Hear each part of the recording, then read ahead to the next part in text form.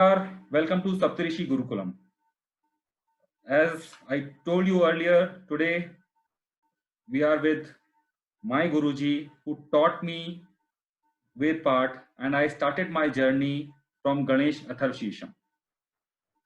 So I just want to let you know what are the basic advantages of Ganesh Atharvashisham. There are various advantages, immense benefits, but few hours like you will get a peace of mind. And those who are doing astrology or practicing astrology, Ganesh Atharvashisham is must to do it with a proper swar. Also, those who are studying and parents whose kids are not studying properly, Ganesh Atharvashisham is one of the most important stroth which you have to recite every day. So you will get the blessings of Lord Ganesha. Today, my Guruji, Pradeep ji, his name is Pradeep ji, is with me, and he is going to teach us Shri Ganesh Atharvashisham with proper swar. So please welcome Shri Pradeep ji. Pradeep ji, welcome to Saptarishi Gurukulam. नमस्ते। तो sir Pradeep ji मुझे क्षमा कीजिएगा, मैं आपका नाम ले रहा हूं ताकि सबको पता चल सके आपका नाम। जरूर। मैंने आपसे सीखा जितना मैं सीख सका हूं थोड़ा बहुत। तो आप ये बताइए कि श्री गणेश अथर्वशीषम, सबसे पहली बात इसका सबसे पहले रेफरेंस कहाँ पे मिलता है, उद्धरण कहाँ पे मिलता है, और इसको पढ़ने से लोगों को क्या लाभ होता है? अच्छा, पहले मैं ये बताना चाहता हूँ, गणेश का नाम का अर्थ क्या होता है? जी, तो गणेश, हाँ, मैं आपसे एक रिक्वेस्ट करूंगा, आप जो भी बोलेंगे एक लाइन के बाद आपको थोड़ा सा रुकना पड़ेगा, क्योंकि फिर मेरे को उसका इंग्लिश ट्रांसलेशन करना पड़ेगा। तो आप बोल के थोड़ा सा रुक जाइएगा। ठीक, okay.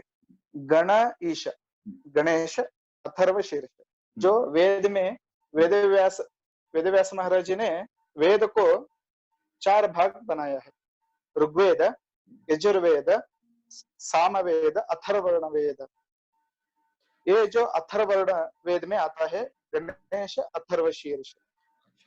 So what Guruji is saying, जो गणेश है ना, गणेश का नाम का अर्थ ये होता है। हाँ, so मैं एक मिनट गुरुजी ट्रांसलेट कर दूं। So what Guruji is saying, Vedavyas ji ne, they have formed 4 Vedas. One is Atharvaved, one is Rigved, one is Samved, and one is Yajurved. So Ganesh Atharvashisham comes in Atharvaved. Correct, Guruji? Atharvaved में आता है इसका उदाहरण। हाँ, now Guruji is going to tell about why it is named as Ganesh. What is the meaning of Ganesh? हाँ गुरुजी, please बताइए। हाँ, गणेश तो ये शिवा पार्वती का पुत्र, द्वितीय पुत्र। पहला पुत्र कार्तिक, द्वितीय पुत्र गणेश। ये जो गणेश है ना, गण ईश, गण मतलब देवता गण। देवता जो गण है ना, वो गण का ईश होता है। मतलब जो पृथ्वी उत्पाद होता है, मतलब भूमि, पंच इसमें होता है। बोले तो पृथ्वी, अप, तेज, वायु, आकाश, पंच महाभूत गुण है। पृथ्वी, अप, तेज, वायु, आकाश। कैसा होता है पृथ्वी, कैसा उत्पाद होता है, इसलिए वेद में बोलते हैं आकाशात वायु हो, वायोरग्नि, अग्नेरापः, अद्य पृथ्वी। पहले आकाश उत्पादन होता है, आकाशाद वायु हो, जो स्पेस बोलते हैं ना, स्पेस, आकाश से वायु उत्पादन होता है। आकाशाद वायु हो, वायोरग्नि, वायु से अग्नि उत्पादन होता है, और अग्नि से अग्नेरापः, अग्नि से आप मतलब जल, वरुण का, जल का अभिमानी वरुण, मतलब जल उत्पादन होता है। आकाशाद वायु, वायोरग्नि, अग्नेरापः, अद्य पृथ्वी, आप से, पानी से पृथ्वी उत्पादन होता है। इसलिए पंच महाभूत में पहला आता है आकाश। इस आकाश का अभिमानी देवता होता है Ganesh. So what Guruji was जो telling, पृथ्वी सृष्टि हुआ है ना, हाँ बोलिए बोलिए। what Guruji is telling that Lord Shiva has two sons. One is Kartikeya ji and one is Shri Ganesh ji. So what does it mean? What does it mean of Ganesh? Gan means all the gods, and Ish is the god of God. Correct? Swami, Swami of all the gods is Ganesh. Swami Swami Swami, yeah, Swami. So that is what he is telling. Then he was telling that how it is described as per the Akash, Vayu, Jal, and etc. Guruji, please continue. हाँ, please बताइए गुरुजी. हाँ, जो पंच महाभूत से हमारा शरीर भी पंच महाभूत से ही उत्पादन होता है। शरीर के अंदर पृथ्वी, अप, तेज, वायु, आकाश रहता है। और बाहर में भी हम पृथ्वी सब देखते हैं ना, वहां पे भी पृथ्वी, अप, तेज, वायु, आकाश है। ये आकाश पहले आकाश है। आकाश का अभिमानी देवता गणेश है। और गणेश को और एक नाम बोलते हैं विघ्न हरता। विघ्न हरता, हम जो भी काम करते हैं ना, हम जो भी अच्छे काम करने के लिए हम स्टार्ट करते हैं ना, तब हमको बहुत विघ्न आता है। विघ्न निवारण होने के लिए हम विघ्न निवारक गणपति का उपासना करना चाहिए। इसलिए गणेश मतलब गण ईश, समस्त देवताओं का ईश, आकाश का अभिमानी देवता ईश गणपति। इसलिए गणेश अथर्वशीर्ष जो हम पढ़ते हैं, पढ़ने से और पारायण करने से सकल विघ्न निवारक। इसलिए दासों लोग कन्नड़ में दास जी कहते हैं मोदोलंदी निनगे गणनाथ, पहले मैं गणपति को नमस्कार करता हूँ। जो भी हम शुभ कार्य करने के लिए जाते हैं, तभी हम पहले गणपति का आराधना करना चाहिए। अभी जो ये गणेश अथर्वशीर्ष पढ़ने से हमारा सब विघ्न निवारण होता है। So what Guruji is saying that our body is also made from Panch Mahabhut, and Shri Ganesh ji is a god of God. He is the head of all the gods, Swami of all the gods. So what he is saying that whenever we are going to do any good work, most of the time we find so many obstructions, so many problems. So those who are reciting Shri Ganesh Atharvashirsham, so Ganesh ji is going to take care of every problem, and you will get all the success if you are reciting Shri Ganesh Atharvashirsham. हाँ गुरुजी. So गुरुजी अपने बारे में भी बताइए कि आपने कहाँ से पढ़ाई करी, आपने कौन सा मार्ग चुना और आपका गुरुकुल कहाँ था, थोड़ा सा. हाँ, मेरा गांव है हुबली। अच्छा, कर्नाटक में हुबली है जी। धारवाड़ डिस्ट्रिक्ट हुबली में महाचार्य विद्यालय हमारा गुरुकुल का नाम। महाचार्य विद्यालय जी। महाचार्य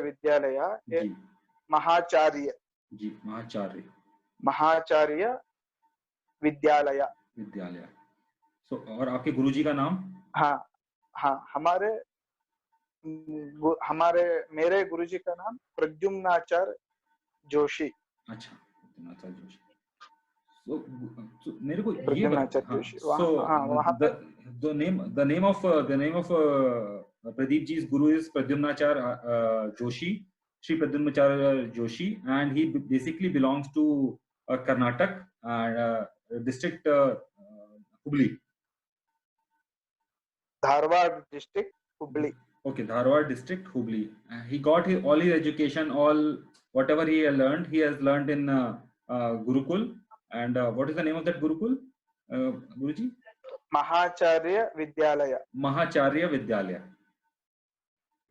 So गुरुजी ये बताइए कि अगर जैसे कोई बिल्कुल भी जिसने संस्कृत नहीं आती हो, जिसको बिल्कुल भी संस्कृत उसने ना सीखी हो, और वो आप जैसे सिखाएंगे कल से, तो उसको कितना समय लग सकता है अगर वो रोज प्रैक्टिस करे, रोज अभ्यास करे, कोशिश करे, तो उसको कितना समय लगेगा अच्छे से उच्चारण गणेश चतुर्थी सीखने में, याद करने में और उच्चारण करने में?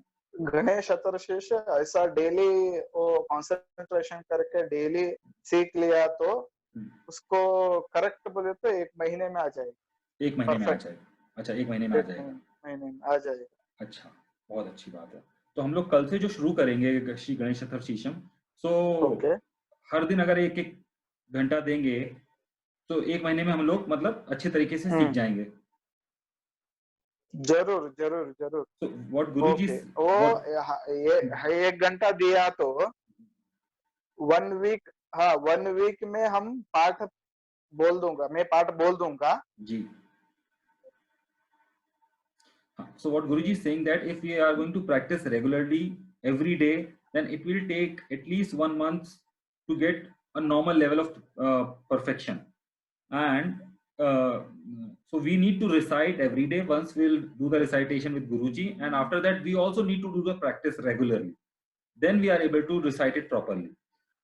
तो, तो गुरुजी, जब मैं आपके पास पढ़ने आता था तो आपने मेरे को बहुत ही स्ट्रिक्टली बोला था कि वेद पाठ करने के लिए कुछ निर्धारित वस्त्र होते हैं।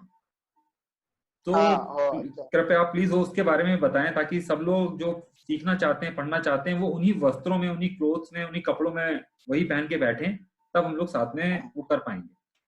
अच्छा अच्छा अच्छा। हाँ हाँ, अभी शुद्ध वस्त्र, भारतीय वेश। भारतीय वेश मतलब हम जो धोती और शल्य ऊपर जो पहनते हैं ना, उसे शल्य कहते हैं। धोती धोती ये पहन के, शुद्ध वस्त्र पहन के हम पाठ पढ़ना चाहिए। इसलिए हमारा, हमका भावना में ये होता है, भावना। शुद्धता। अभी भगवान, हाँ, ये सब वस्त्र जो है ना, हमारा भावना का संबंध है।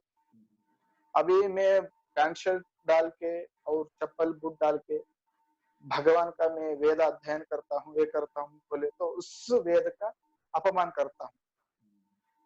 इसका मतलब वस्त्र, समवस्त्र, इसका मतलब अभी स्कूल का एक ड्रेस रहता है। जी जी जी जी।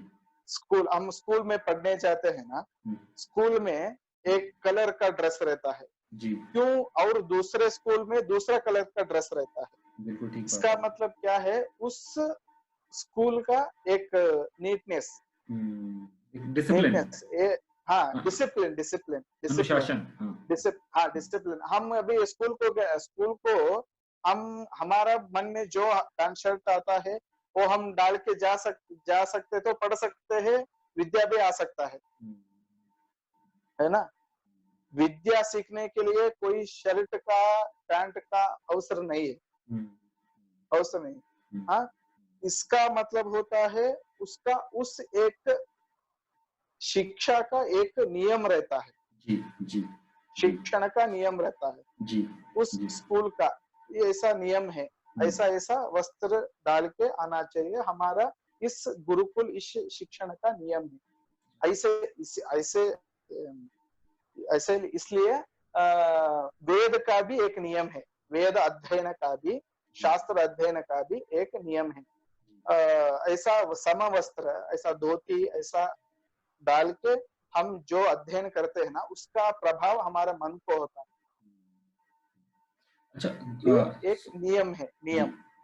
So what Guruji is saying that there is a proper discipline to read and study Vedas. We all need to wear proper Indian attire, that is dhoti, and there is a cloth which you can wear from above body, and what you call उसको आप क्या कहते हैं गुरुजी, जिसको ऊपर से ओढ़ते हैं आप? Shawl, shawl, shawl, shawl. बहुत लोग उसको अंगरखा भी कहते हैं, अंगरखा टाइप का होता है जिसको एक दुपट्टा टाइप का होता है जिसको ओढ़ सकें। तो आपकी लोअर बॉडी आप धोती पहनेंगे और ऊपर आपको कुछ भी नहीं पहनना है, केवल वो जो अंगरखा या शॉल टाइप का जो होता है वो आपको डाल के रखना है। You need to just wear a dhoti, उपवस्त्र बोलते हैं, and from you have to cover your. कि जो हम लोग ये अभी शुरू करेंगे गणेश चतुर्थीशम, ये कौन सी परंपरा के से संबंधित होगा? जैसे बहुत लोग जो उच्चारण करते हैं वो शुक्ल यजुर्वेदी परंपरा के हिसाब से उच्चारण करते हैं, या फिर जो दूसरी परंपराएं हैं, तो हम लोग कौन सी परंपरा के हिसाब से सीखने वाले हैं, और कौन कौन सी परंपरा मुख्यतः चलन में है, मतलब सिखाई जाती है? हाँ, कृष्ण यजुर्वेद है, अच्छा, कृष्ण यजुर्वेद। हाँ, सो कृष्ण यजुर्वेद है। हाँ, सो गुरुजी, कृष्ण यजुर्वेद और शुक्ल यजुर्वेद में क्या क्या मुख्य अंतर होता है? आपका वो आपका थोड़ा चेहरा नहीं। थोड़ा सा, हाँ, अच्छा अच्छा, ठीक है, ठीक है, हम्म, ठीक है। सो गुरुजी, हाँ अच्छा, एक चीज और प्रश्न पूछना चाह रहा था मैं कि बहुत सारे लोग कहते हैं कि भाई कोई भी पाठ करने के पहले, क्योंकि बहुत सारे जो अ, स्तोत्र होते हैं या मंत्र होते हैं वो शापित है, उनको श्राप मिला हुआ है। जैसे गायत्री मंत्र हो गया, तो उसको पहले कीलकम पढ़ना पड़ता है, या दुर्गा अष्टध्याय होती है उसके पहले भी कीलकम पढ़ना पड़ता है। तो क्या इसमें भी ऐसा कुछ है, आपको मालूम है, या हम लोग सीधे जो वो जो श्लोक है, जो शुरुआत होती है पहले शांति पाठ होता है ओम भद्रम से, वहीं से शुरू करेंगे या पहले हाँ हमें? हाँ हाँ, नहीं नहीं, भद्रम से ही शुरू करना है। सो गुरुजी, भद्रम कर्णे विष्णुयाम देवाः। अच्छा, ठीक है। तो इसमें मतलब जो शुद्ध परंपरा में पहले आप 3-4 बार एक ही श्लोक को बोलेंगे, उसके बाद हम लोग आपके पीछे पीछे उसका उच्चारण करेंगे, ऐसे ही करेंगे ना? हाँ ऐसा, हाँ ठीक है, ऐसा ऐसा ही करें, ऐसा ठीक ही है, करें। ठीक है गुरुजी, कल से हम लोग फिर इसको शुरू करेंगे। और ओके। आशा है कि आपका आशीर्वाद मिलेगा ताकि हम लोग अच्छे से सीख पाएं।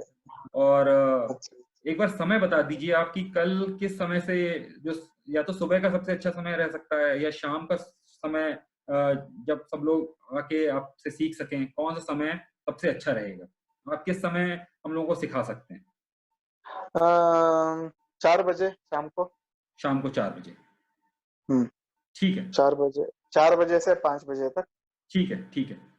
सो हम्म, गुरुजी, बहुत बहुत मैं धन्य। एक बार बोलूंगा, जी मैं एक बार बोलूंगा, आप जी। दो, जो सीखने वाले हैं वो 2 बार बोलना चाहिए। अच्छा, जो सीखने वाला है वो 2 बार बोलेगा। हम्म। ठीक है गुरुजी। सो कल से हम लोग मिलते हैं, कल से हम लोग आपके सानिध्य में, from tomorrow we are going to learn Shri Ganesh Atharva Sheesham from Guruji Shri Pradeep ji. Hmm, he is going to teach us Shri Ganesh Atharva Sheesham from tomorrow, that is 26 April, Akshaya Tritiya. Guruji, बहुत बहुत आपका धन्यवाद इतना समय देने के लिए। ओके, बहुत बहुत धन्यवाद। संतोष। धन्य नमस्कार, ओके, नमस्कार। धन्यवाद।